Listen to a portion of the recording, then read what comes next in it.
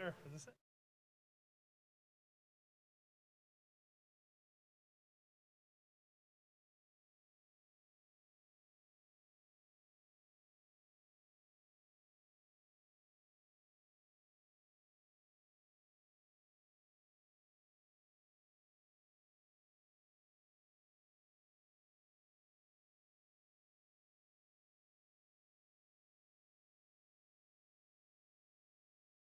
She starts.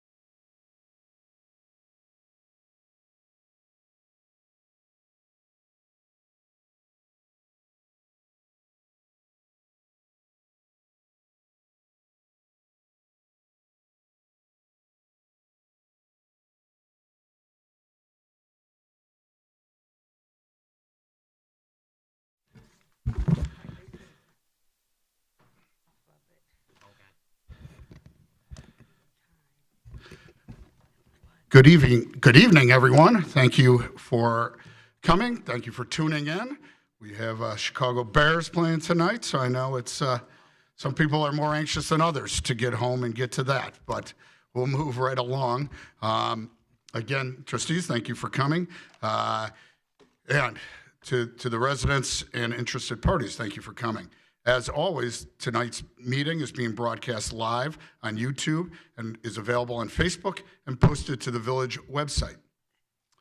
At this time, I would call the meeting to order and ask Clerk Saladino to call the roll. Trustee Augustine? Here. Trustee Gale? Absent. Trustee Katina? Here. Trustee McGee? Here. Trustee O'Brien? Here. Trustee Peterson? Here. President Kukla? Here.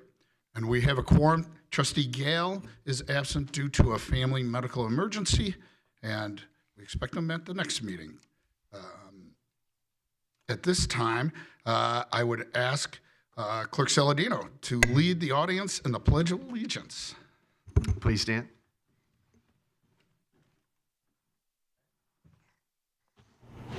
I pledge allegiance to the flag of the United States of America and to the republic for which it stands, one nation, under God, indivisible, with liberty and justice for all.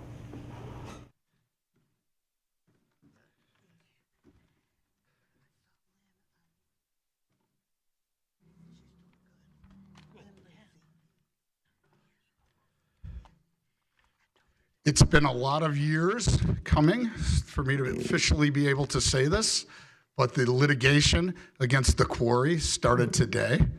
I've been able to speak with our lead attorney, Dan Stanner. Opening statements went well. The Village's cross-examination of the quarry's first witness maybe even went better. So we're thrilled to say that the trial has started. There is a light at the end of the tunnel. I know Trustee Peg Peterson was able to attend at least a portion of today's trial. And so if we could just get a brief report, Peg, on how it went or what you thought. I was present for opening arguments, and Dan Stanner, our litigator, he's very organized. He is very well prepared. He is very thorough. He is very articulate.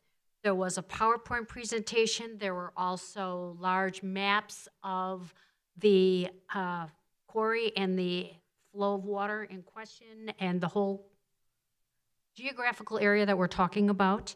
I would say that my impression of the judge is that he was very engaged and he's listening very intently, and he is very informed of the issues involved. So I was very pleased. Thank you, Trustee Peterson. We appreciate that update, and we will be giving more updates in 2 weeks from today. Again, we're excited that the trial's underway. There will be no more continuances, and we'll see. Hopefully, justice will prevail, as they say. Continuing with our infrastructure and flooding, on Wednesday, I'm very excited to announce that Congressman Chuy Garcia, as well as Congresswoman Marie Newman, are going to join me for I'm going to join them, I should say, for Congressman Garcia's town hall meeting. As most people know, both Congressman Garcia and Congresswoman Newman are on the Transportation and Infrastructure committees. They're very important to the country and really important to our district.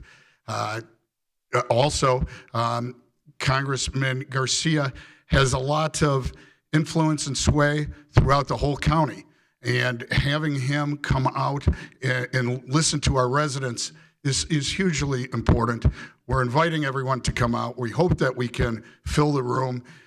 You're free to ask all questions or any questions. The congressman has said he's here to listen to what the residents have to say. And I'd like to conclude by thanking Drive for LaGrange. Really, we get these congressmen willing to come to town halls in LaGrange because they're such an active group. The congressmen and congresswomen are elected. They understand how to get votes, and Dry Up LaGrange is a very engaged organization, and so that's helpful. So thank you to Dry Up LaGrange. And again, thank you to Congressman Garcia and Congresswoman Newman for coming out. And please come out and join them with all your questions. Moving on, as everybody I'm sure knows, it's October in LaGrange. We have Skeletober still going on. Hopefully everybody had a chance to get outside this last weekend. Wonderful weather. Nancy, I think, was responsible for the good weather, so we do appreciate it. Thank you. But we encourage everyone to visit LaGrange businesses and celebrate the fall season. Trick-or-treating is on Halloween, October 31st. The village's hours are 3 to 7. Please be careful when you're driving. There'll be a lot of kids running, not always looking both ways. So please be careful. And again, it's getting darker earlier. There's a lot of kids going to and from school and different sporting events, so we need the drivers to be as careful as possible. After Halloween, please consider composting your pumpkin at the Pumpkin Smash 2022. Green Your Halloween is the theme. It's held on Saturday, November 5th from 10 a.m. to noon in LaGrange Park, Department of Public Works, which is at 937 Barnsdale Road. This has been going on for a couple of years, and I've read a blurb in Cranes today that a lot of communities have copied LaGrange and LaGrange Park and have their own pumpkin smashes. It's a great idea. Looking forward to it. And that program is sponsored by the LaGrange Environmental Quality Commission and the LaGrange Park Sustainability Commission. Fall leaves. Excuse me, I know Dry Up LaGrange put out an announcement today to please rake your leaves out of the gutter because we are expecting a storm tomorrow. The leaves do clog up the catch basins or sewer covers. Removing the leaves prior to the storm is important to prevent or at least mitigate some of the flooding. So please bring those away from the curb, if at all possible, before the storm. Our leaf fall pickup program continues through November 24th. You can leave your leaves in the curb when it's not storming, but, and I failed to mention this last time, and I apologize, there's a much more environmentally friendly thing that you can do, and that would be composting your leaves and putting them in your garden. It's a wonderful idea. A lot of people will actually use their lawnmower to kind of shred the leaves so they decompose quicker. It's great nutrients for the gardens, a lot of nitrogen, and it saves the environment from the trucks collecting the leaves and then transporting them to a farm in some faraway land. So we do really want to encourage everybody, when possible, to compost their leaves. Again, for more information on the leaf pickup program and composting tips, please visit our website.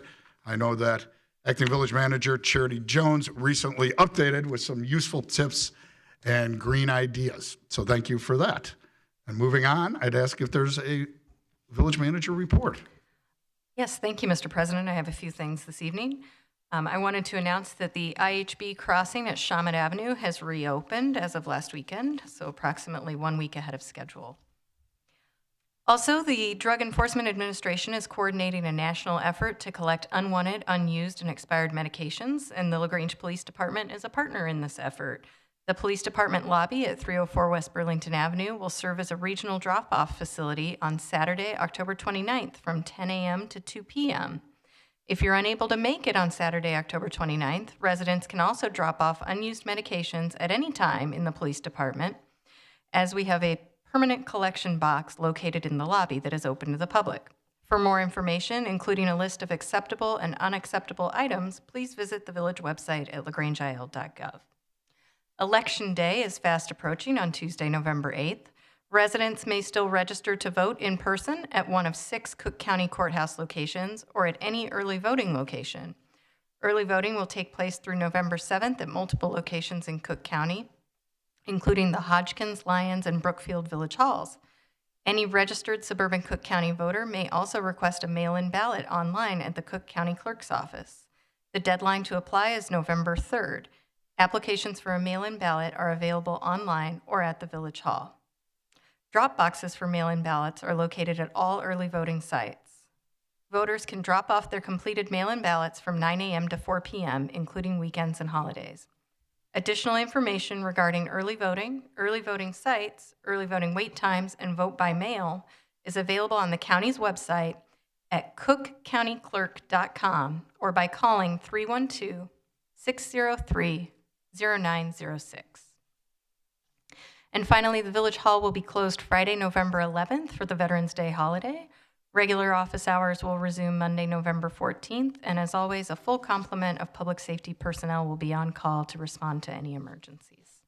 Thank you. Thank you. And Clerk Saladino, could you read the items on today's consent agenda followed by current business? Matters on the consent agenda will be considered by a single motion and vote because they already have been considered fully by the board at a previous meeting or have been determined to be of a routine nature. Any member of the Board of Trustees may request that an item be moved from the consent agenda to current business for separate consideration.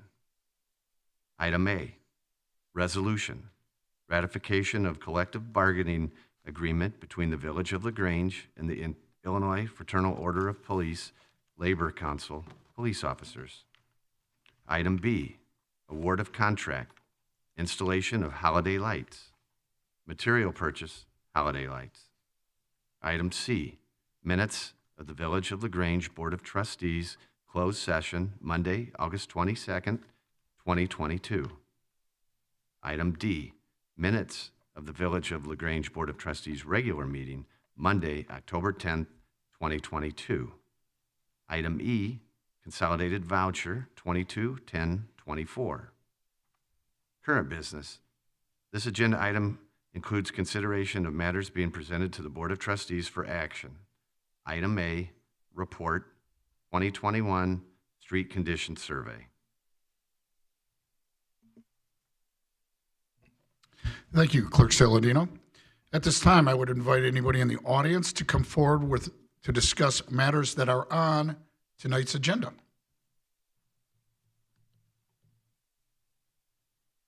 Seeing none, I would ask for a motion and a second for the matters on the consent agenda. I'll make a motion to accept the consent agenda as presented. Thank you, Trustee Kutinek and Trustee McGee. Any discussion? I know we will from Trustee Augustine.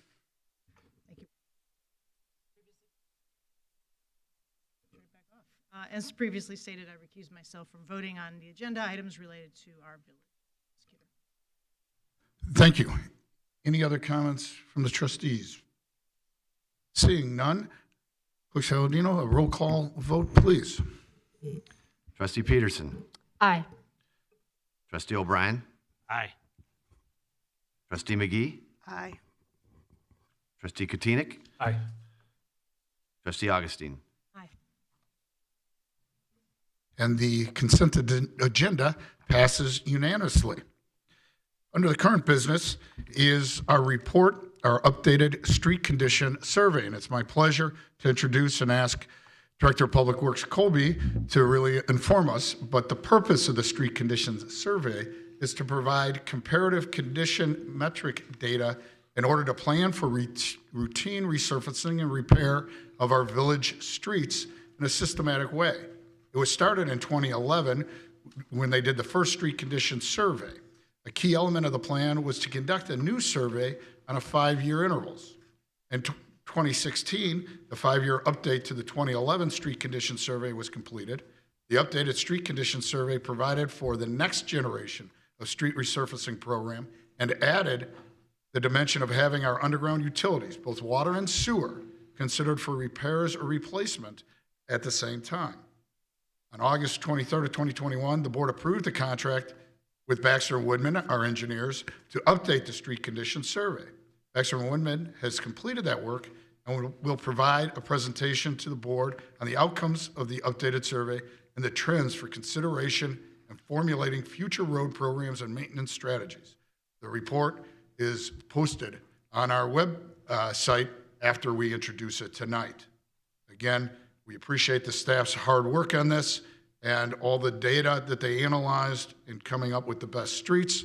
So at this time, I'll move it over to Director Rick Colby for any other comments. Thank you, President Kukler, Board of Trustees, and residents the opportunity to present to you the updated street condition survey. With that said, I would like to introduce Ryan Wallace, professional engineer from Baxter & Woodman. Ryan has been a transportation project engineer with Baxter & Woodman for nearly 15 years and has done many of these assessments with other municipalities. He has been part of the Village of LaGrange assessment process since its inception in 2011 and was a lead on this project. We thank him and his team for the efforts in collecting this data from our 49 miles of village-owned streets and putting that mountain of information into a digestible and usable form for our purposes this evening. So we thank him for being here with us tonight and help us understand the findings and recommendations of this report. Yes, sir. All right, there we go. All right, thank you to Rick and to the board for inviting me to speak tonight. I was going to give a history of how we got here, but I think it was more adequately covered by you guys. So my name is Ryan Wallace. I'm part of our transportation group with Baxter & Woodman, and I'm one of the technical leads in our pavement management projects. I know you guys have the full report as a part of the agenda. I encourage you to resist the urge to look at the numbers right now. This is the most important part of what we're going to talk about tonight. You guys have all sorts of assets, and streets are just another type of asset, so it's really important to determine where that asset is and where it's going in order to successfully manage the life of that pavement. I'm hoping that this is not new information to you and that you've seen this chart before, but if you have not, this chart is really important. At the top of that curve, as you can see, if you spend $1 on preservation, and by preservation we mean things like patching, crack filling, things that you do when the pavement is actually in relatively good condition.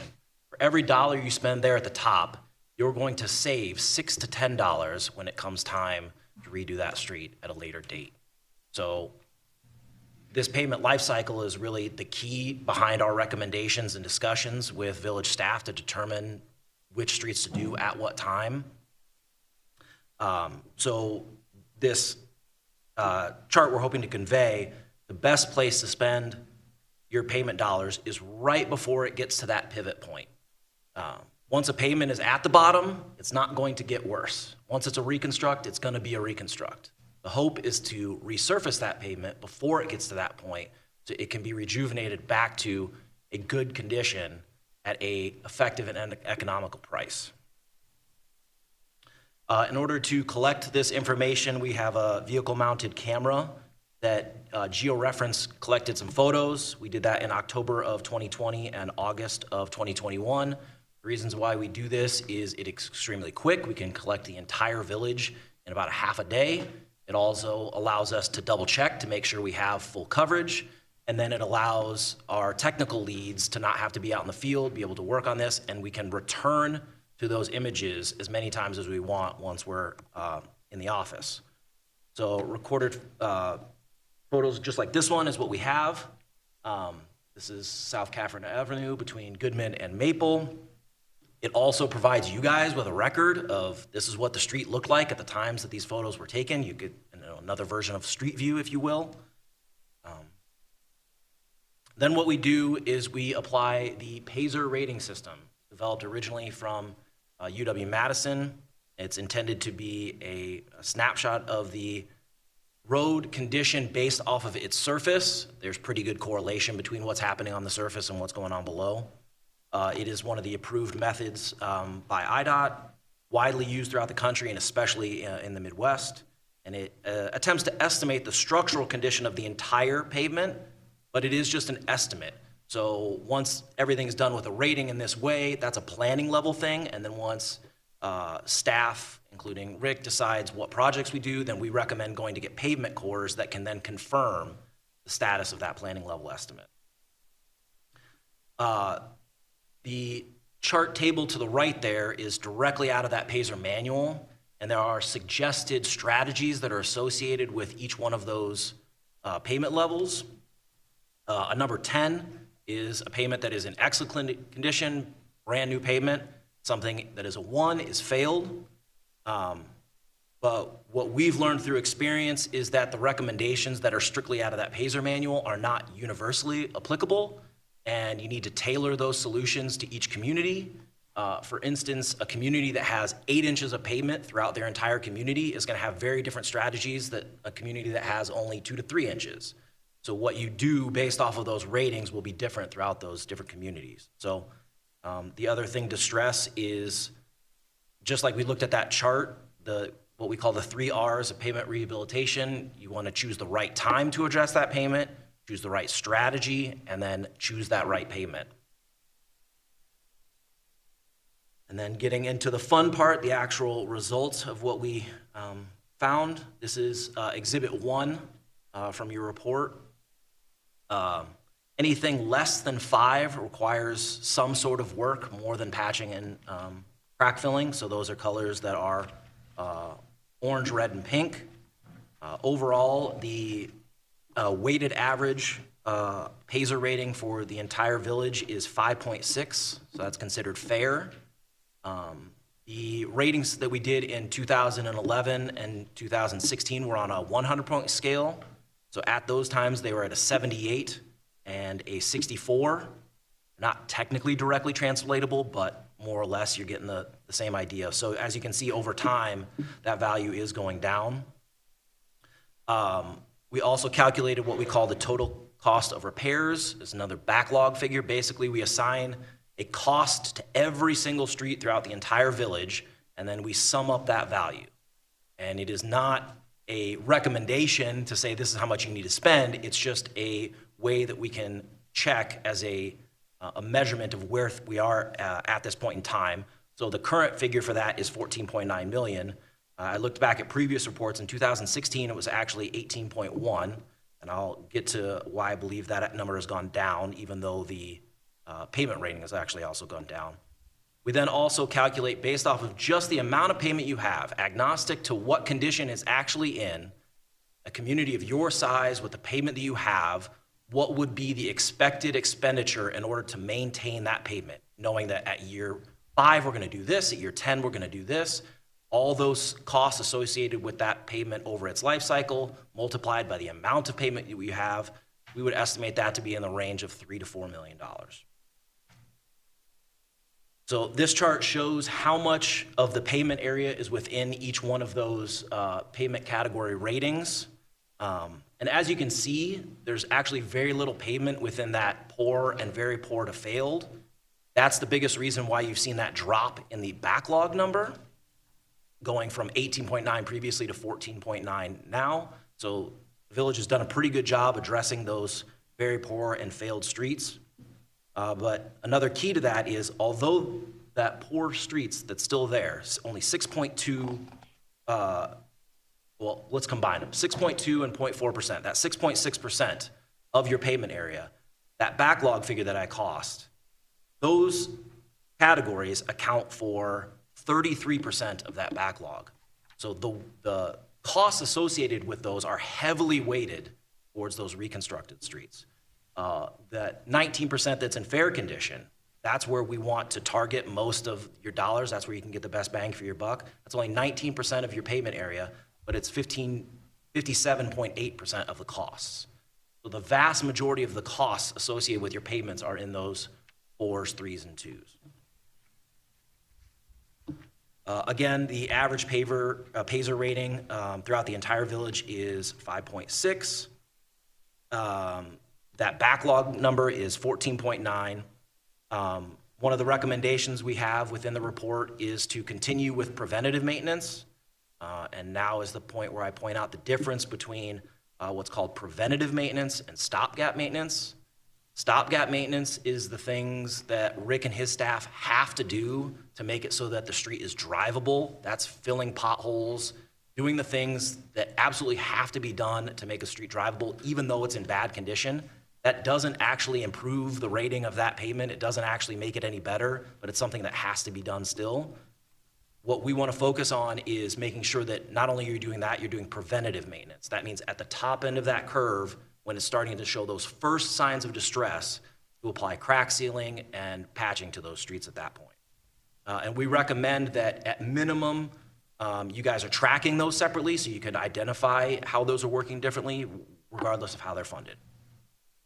And then the other recommendation is to simply utilize this data in order to benefit you as you work through the budget planning process, and then continue to work to coordinate the street improvements with the infrastructure that needs to be replaced below that street.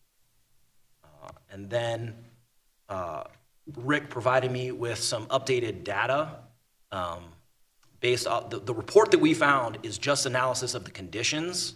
The report itself didn't have any specific budget recommendations, but it was used by staff to determine some of the things that have already been scheduled. So important to note that in general, MFT spending over the last 3 years has been about $1.4 million and will be a little over $700,000 over the next 5 years. And then several planned improvements are targeting streets that are ideal based off of that pavement management report. And then the average street patching program moving forward is scheduled to be $100,000. That's all I have. Ready to have any questions you have? First of all, thank you very much. It was very informative, and I'm glad to see some questions. Trustee Kutinek. Thank you, Mr. President. Just an internal question maybe for Rick or Charity. I know Edgewood's being done. Is the north boundary 47th, or are we taking that to the tracks? So just to make sure I understand, the plan for the Edgewood project is 47th Street south to the 51st. boundary, correct? Okay, and then the second part of the question, I know we had surfaced this question when we originally identified Edgewood, because it goes to 51st and then the hospital goes to like 53rd as you go south, and then you go into unincorporated LaGrange. Was there any interest or participation by the hospital to extend our project going south? Or what was their response? I wasn't personally engaged in those conversations at the time. Previous manager. But it's my understanding that there was not an appetite for the hospital to financially participate in the project. But to clarify, the boundaries of that project are to that 52nd place that doesn't connect further south. So we are intending to continue the improvement down that area and not leave an unfinished segment of street. Yeah, no, thank you. I'm glad that road's being done. I'm disappointed that if the hospital was reached out to, that they didn't make an effort to do some efficiencies while we have the project going. So, okay, thanks. Thank you, Trustee Kutinek. Trustee Augustine, you question? Yes, thank you, President Kukler. Ryan, you talk about how the sweet spot for fixing, repairing, redoing a road is when it's in its fair condition phase, much less expensive. Is there something different that we're doing at that point, or is it because we haven't, if by letting it get to the very poor phase, there's an assumption that we've patched and potholed and done things? So just explain how the... Yeah, the strategies are different. So in that fair condition, as it begins to tip off, you're likely going to be able to simply resurface that street, which is take off 1 or 2 inches of the top of the pavement and then replace just that amount. You can also patch whatever asphalt is left below, and if it is in a little bit worse shape, you might patch a little bit of the base. But that's relatively inexpensive at that point. Once it begins to deteriorate, you're no longer having surface distresses in just the asphalt. As it begins to deteriorate, the subgrade itself is starting to get bad. So as you go down, you no longer be able to resurface. You're at least having to replace all of that pavement. So whatever asphalt is on top, it all has to come out, and then you're patching the base. And as you get bad, what we see with most residential streets is you don't have to actually reconstruct the road in the sense of dig down to virgin dirt at the bottom, start with new stone, and then new asphalt. Most residential streets in this municipal area, you can get down to aggregate and patch the aggregate. But as the pavement gets worse, you're going to have to do more and more and more patching of that aggregate. I hope that answers it. Yeah, thanks.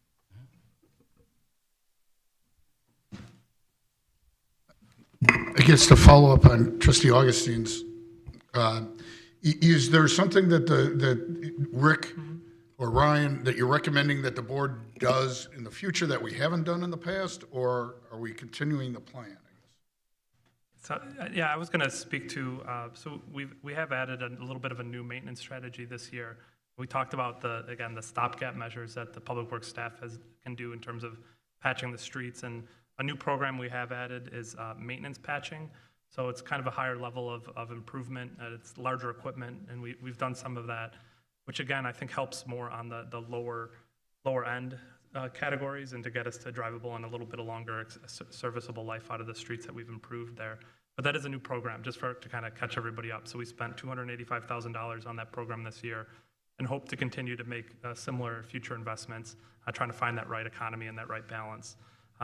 We are working with kind of the outcomes of this report to look at the level of street patching, and again, I think we have an adequate amount of funding there, but looking at using that data. All this exists in a GIS database, which is very useful for staff to be able to touch, feel, modify, and keep track of this as a kind of a living document of our condition, which is really, really useful for us.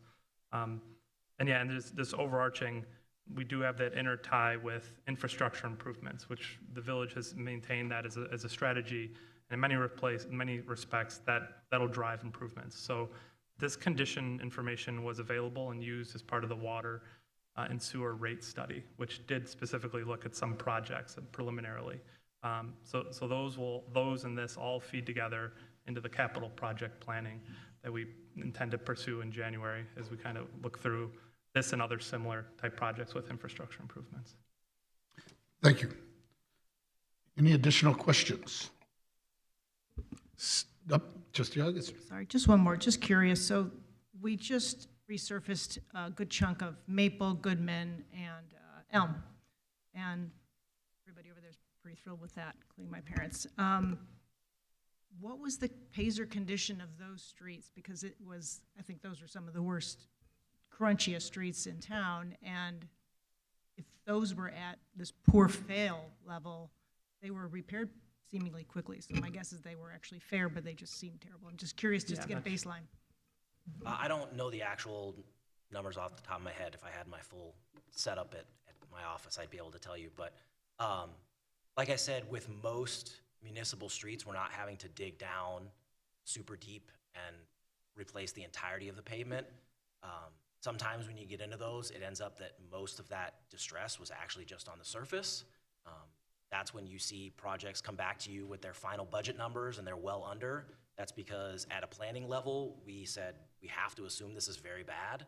And then when you get to a project level, it ends up being a little bit better than that.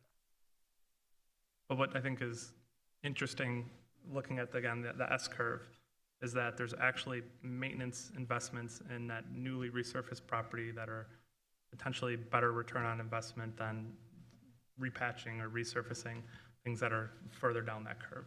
So that's kind of where we're, again, trying to balance and find that right mix of strategy and catch it in that top flat part of the curve before it starts to dip. Right. Well, thanks for this report. It's helpful. Right, and following up on that, when you hear that spending $1 today saves you $6 in the future, it's hard not to spend the $1. And I'm just guessing here. My guess is those streets that we repaired were below fair.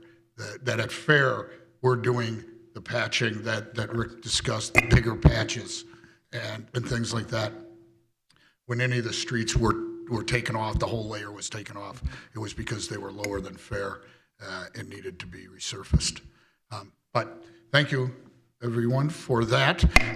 At this time, then, we will accept the report as prepared. Ryan, thank you for your hard work. We do appreciate it. And we'll be looking to make sure during the budget meetings that it's adequately funded. So thank you.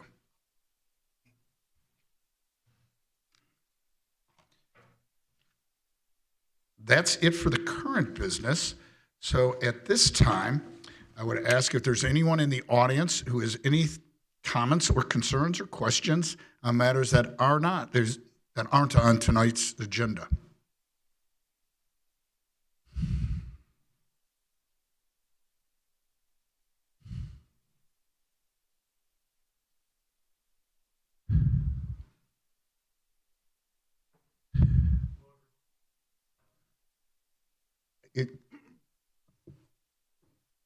Much better. Thanks. My name is Dan Spain. I'm the owner of The Elm, 23 West Harris Avenue. I'm just here tonight. I came in the summer. I probably come, I feel like, on a quarterly basis. So we're in the end of October, trying to figure out parking for, there's a lot of action going on in November and December. I appreciate that the board went forward with the parking study. I'd like to hear kind of where that is at, what the timeline is for that. And before you go there though, just trying to figure out, I had a lot of people in my restaurant on Friday and Saturday, and it's great that LaGrange is a destination. I feel like the Elm has contributed to that, which is great.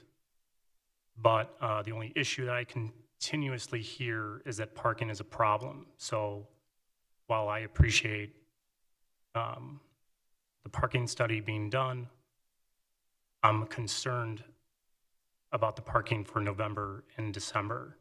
And I'd like to see if there's something that the trustees of the village can do in the short term. I was told in the summer that there would be something done. In the short term, nothing was done. So I know that there's a change in the guard and that Andre is no longer the village manager.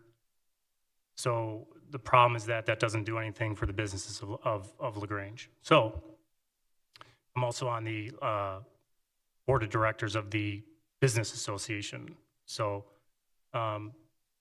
just want to hear what your thoughts and comments are, if we can do anything potentially with Cosset School for Fridays, Saturdays, and Sundays. Thank you. Thank you, Dan. I appreciate your comments. I'm not sure that I'd agree with nothing done. As you know, the teacher lot on Ashland is able to be used on weekends and during the summer. We've advertised a lot to try to get that to be used, and from what I can tell, it's well utilized. So I think that's a great thing. We've also increased some of the signage to try to direct some of the parking. We have looked at Cosset. We're continuing to look at Cosset. One of the concerns with Cosset is that the lot, if we were to park on what the playground is, isn't striped. And so it'd be unfair to even ask 102 to just allow and put a sign, park wherever you want, and have cars parked all over. We really would need to, somebody would need to retain a valet parking service, not necessarily to park the cars, but to at least direct where the cars need to go. So that's a consideration that can be looked at. In the past, we have had valet programs that weren't utilized. But again, there's cost issues to that need to be addressed. As far as an update on the parking study, and that's another thing, the parking study. Again, this is not a minor undertaking, this parking study. It's a major undertaking for the village, and it's done to make sure that any changes to the parking are done professionally, are done in the best interest. These aren't things that the board is just going to say, I think it would work to do this. We're going to do things professionally and continue to do things professionally. So I think Acting Manager Charity Jones can address at least the status of the parking study. Sure, absolutely. Happy to talk a little bit about an update on the parking study. Briefly, before I get into that, though, another item that is in the works in response to some of the questions and concerns raised from business owners is use of the library's parking lot. During hours that the library is not open, we've reached an agreement with the library to be able to sign the lot as public parking when the library is not open, and I believe we have ordered those signs, and when they are available, the library staff is going to install them. So another little piece of progress. With regard to the parking study, Sam Schwartz Engineering is still in the data collection phase. They have had several focus groups. There's another focus group scheduled this week. They've spoken one-on-one with several of the trustees and some of the leaders of the LaGrange Business Association as well. And there will be a public survey going out at the end of this month that will be broadly publicized through social media and email and the village website, and that will be through an online survey. They're also in the analysis stage. They've collected information about our surface parking lots, our parking garage, thousands of parking enforcement citations, and they're going through all of that data and analyzing that right now. Once they've concluded that effort of collecting information both from the public and the quantitative data that the village has on hand, they will provide some preliminary findings to the board and the public, and then the entire project and the final report is intended to be wrapped up around the end of this calendar year. Thank you. Are there any other comments from the public? Seeing Dan coming back.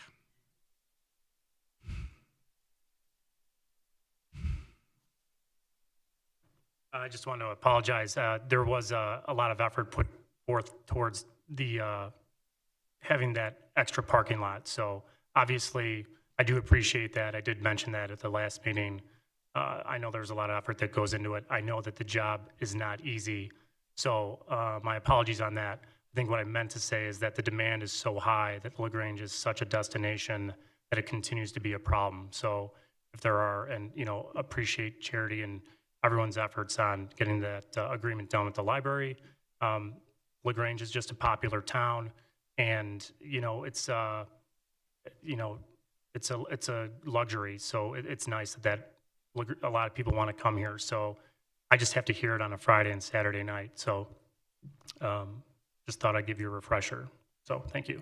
Thank you for your kind words. We hear it also. We do know that parking is a challenge, and it's one of those things. We're happy that all the people are coming to our downtown. We appreciate, Dan, your efforts at the Elm, as well as all the other businesses that contribute to making LaGrange the best downtown. So thank you in all sincerity on those efforts. And we do believe that the Elm and many other restaurants are destination restaurants. People come from far away and we appreciate all of them visiting. With that, not seeing any other comments, I would ask if the trustees have any comments. Trustee Augustine. Thank you, President Kukler. Just quickly, since Mr. Spain brought it up, everything that was set up here, I think hopefully helps you understand the questions that you asked, but also, and I think, Charity, you're probably aware that the superintendent for District 102 will be leaving, and between he and Andre, that had most of the dialogue on the potential for using that Cossett lot from time to time with perhaps a valet and maybe some structures put in. So I'm just hoping that that can be revisited while he's still here or teed up as soon as there's a replacement, because I think from time to time, like it was used over St. Patrick's Day or other major events, maybe preliminarily we forecast that it'll be a busy week around Thanksgiving break and Christmas break, and maybe we can negotiate some times to use those spaces in advance while we have that relationship. So that's on that matter. And just following up on the quarry blasting, I last spoke about that. I've just got very little to say about it right now, but I did place a call to the hotline, which is what we're supposed to do when we feel those blasts. I got a call about a week later from someone. I've called him back because I missed it and haven't heard. So I'm, I guess, unimpressed so far with what the recourse is for residents, and I'm looking forward to finding out a bit more about what can be done to address that very huge problem. And then just lastly, I couldn't vote on the leaf hauling, or I had to recuse myself from the leaf hauling discussion last week, but I do know that there was at least one person concerned, and Mark, you addressed it. President Kukler, you addressed it well with the leaves tonight, but I would also like to consider how long we do the leaf program, which of course is popular, but it's increasingly expensive, and there are alternatives for what to do with those leaves that might be not only good for the environment, but good in terms of not having to remind people to clear them from the street when rain is approaching. So, and possibly we could have someone from the EQC Commission, discuss some of those alternatives with us, and perhaps other things that they're looking at, because I feel like we don't hear enough from that wonderful commission who has a lot of advice, and they do a lot of work on environmental suggestions for us. So, sorry, that's a lot to lay on you, but there's a couple of things that I wanted to comment on. Thanks. Thank you, Trustee Augustine. Seeing no other trustee comments, I would entertain a motion to adjourn. Or we could stay here. A motion we adjourn? Thank you. And a second. Second. Thank you. All in favor, please say aye. Aye. Aye. Thank you. And the meeting is adjourned at 8:21.